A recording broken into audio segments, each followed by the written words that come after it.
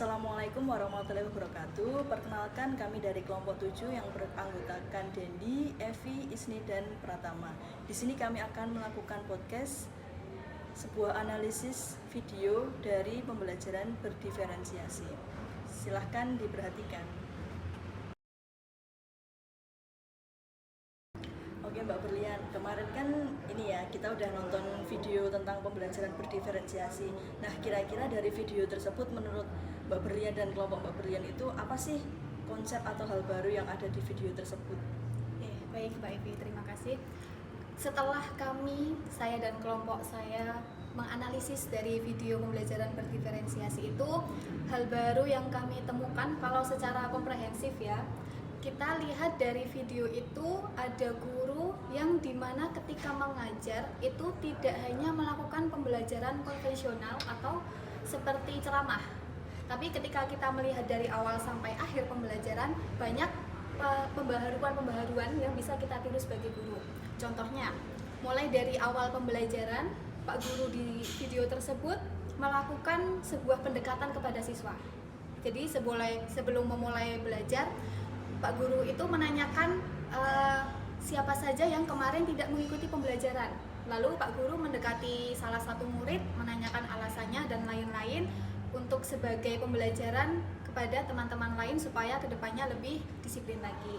Lalu juga di kelas itu dilakukan baca Quran bersama ya kalau nggak salah ya. Itu juga sebagai salah satu terobosan baru. Selain ilmu materi yang disampaikan, bisa juga kita memasukkan hal-hal baru seperti yang dilakukan Bapak Guru tersebut, yaitu melakukan mungkin kalau bisa dibilang siraman rohani seperti itu, berupa membaca Quran bersama-sama.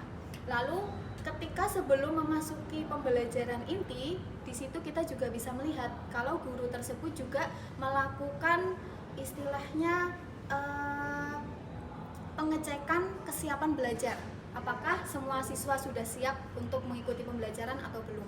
Dan juga ketika melakukan pembelajaran inti, guru di video tersebut juga melakukan istilahnya sistem atau strategi pembelajaran yang unik, yaitu membagi siswanya menjadi beberapa kelompok. Lalu di akhir pembelajaran pun guru juga meminta siswa untuk memberikan kesimpulan dari pembelajaran yang sudah dilakukan hari itu. Jadi menurut saya dari awal sampai akhir di video itu banyak ya hal-hal yang bisa kita ambil dan bisa kita tiru sebagai guru terkait dengan pembelajaran diferensiasi. Berarti ini ya Mbak ya, dari nggak kayak dulu. Kalau dulu kan guru masuk itu kan langsung pembelajaran. Berarti kan ini kayak ada terobosan-terobosan baru yang sebelum guru itu memberikan materi pembelajaran. Okay. Baik Mbak Berlian, dari yang pertama tadi kan kita udah tahu nih konsep atau hal baru apa yang ada dalam pembelajaran video tersebut. Nah, ini saya mau tanya lagi nih Mbak Berlian, kira-kira hal-hal apa saja yang menurut Mbak Berlian ada di dalam video pembelajaran berdiferensiasi? Oke, kalau meninjau dari video dan pembelajaran yang dilakukan guru di dalam video tersebut, hal yang bisa kita garis bawahi dari pembelajaran berdiferensiasi itu kita bisa lihat dari bagaimana cara guru tersebut memetakan siswa berdasarkan kesiapan belajar. Karena mungkin kalau sebelumnya kita melihat banyak pembelajaran yang mungkin mengesampingkan kesiapan siswa. Kita menyamaratakan bahwa semua siswa siap mengikuti pembelajaran, akhirnya kita melakukan pembelajaran seperti biasa. Tapi hal yang unik di video tersebut, Pak Guru tersebut mengecek dulu apakah siswa-siswa ini sudah siap atau ada yang belum siap mengikuti pembelajaran. Kalau di video tersebut mungkin dengan cara memberikan soal ya, memberikan soal di papan tulis, meminta siswa mengerjakan. Ketika guru tersebut sudah mengetahui siswa mana saja yang sudah siap atau kurang siap, guru tersebut menindaklanjutinya dengan cara membuat kelompok. Ada 3 kelompok kalau berdasarkan video tersebut.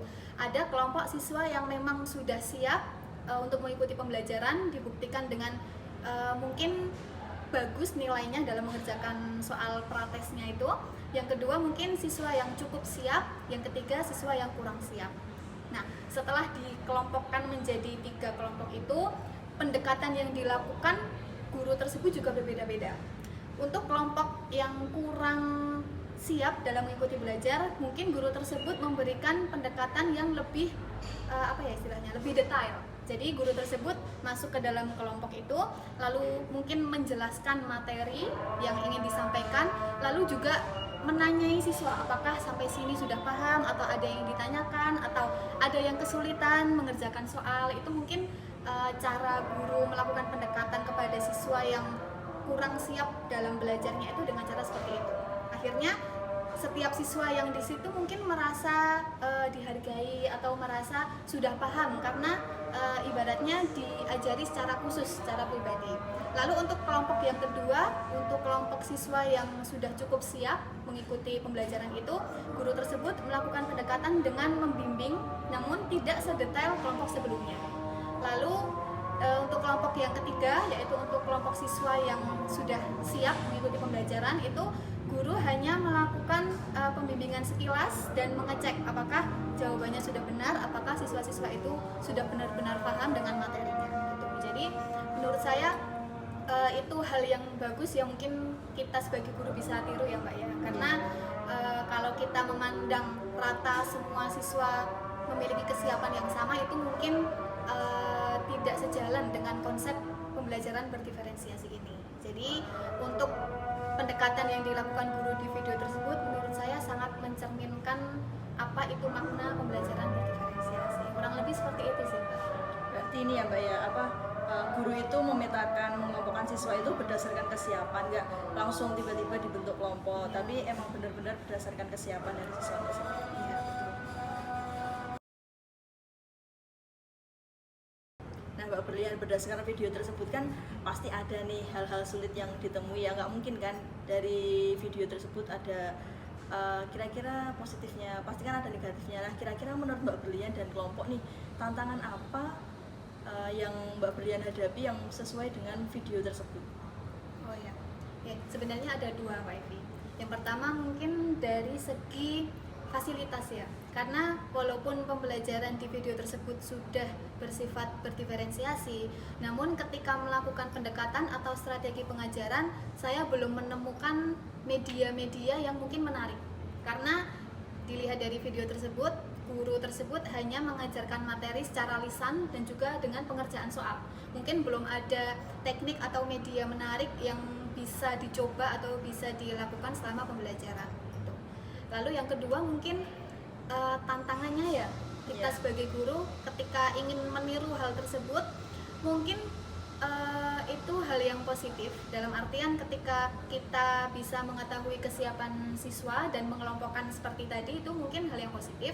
Namun mungkin hal itu tidak bisa selalu kita laksanakan di setiap pertemuan, karena kan ketika kita mengajar ada jam yang terbatas ya, ada 1 jam pelajaran, 2 jam pelajaran, yang mungkin ketika kita selalu menggunakan teknik itu, kita selalu mengelompokkan siswa seperti itu, mungkin kurang efektif kalau dilakukan di setiap pertemuan, apalagi di setiap mapel kalau sistemnya seperti itu terus. Jadi mungkin kita butuh pembaruan atau pendekatan yang baru selain dengan membuat kelompok-kelompok seperti itu, kurang lebih seperti itu. Berarti ini ya Mbak ya, selain dari kurangnya fasilitas, tantangan sebagai guru juga setiap pertemuan itu harus ada pembaruan, nggak monoton seperti itu. Ya mungkin di video itu sebagai salah satu bentuk yang bisa kita contoh.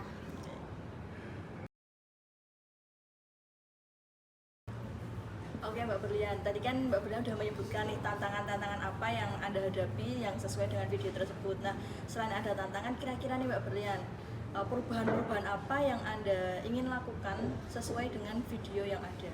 Oke.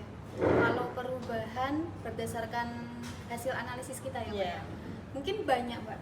Kalau bisa meringkas mungkin ada 4 poin yang bisa saya tangkap dan bisa saya contoh dari video tersebut. Tapi yang pertama, menanggapi dari tantangan yang saya sebutkan di awal, bahwa di video itu masih kurangnya fasilitas yang kreatif ya. Mungkin ketika saya menjadi guru, saya bisa menciptakan atau mencari media ataupun strategi pembelajaran yang lebih unik, lebih variatif. Walaupun mungkin di video tadi sudah berdiferensiasi, cuman mungkin saya bisa menambahkan, didukung lagi dengan media dan strategi yang lebih istilahnya kekinian gitu. Yeah. Karena anak sekarang kalau kita hanya memberikan ceramah mungkin bosan ya, jadi kita Benar-benar. bisa tindaki dengan memberikan media-media yang lebih menarik untuk siswa. Itu yang pertama.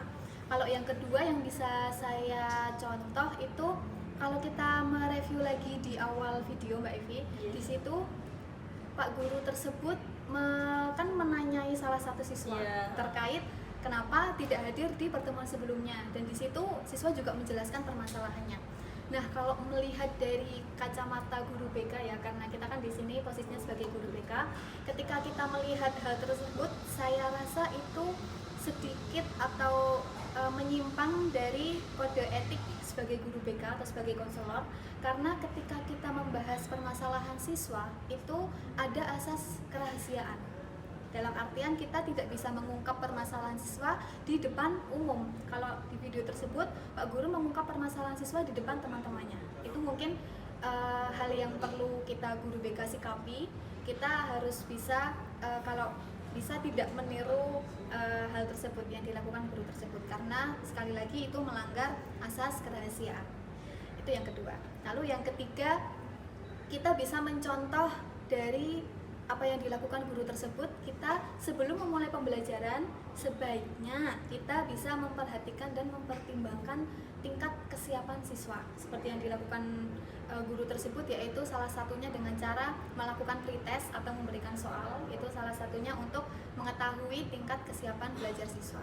Lalu yang terakhir mungkin kalau saya lihat dari awal sampai akhir video tersebut, guru di video itu kalau menurut saya kurang memberikan apresiasi kepada siswa, Mbak. Iya.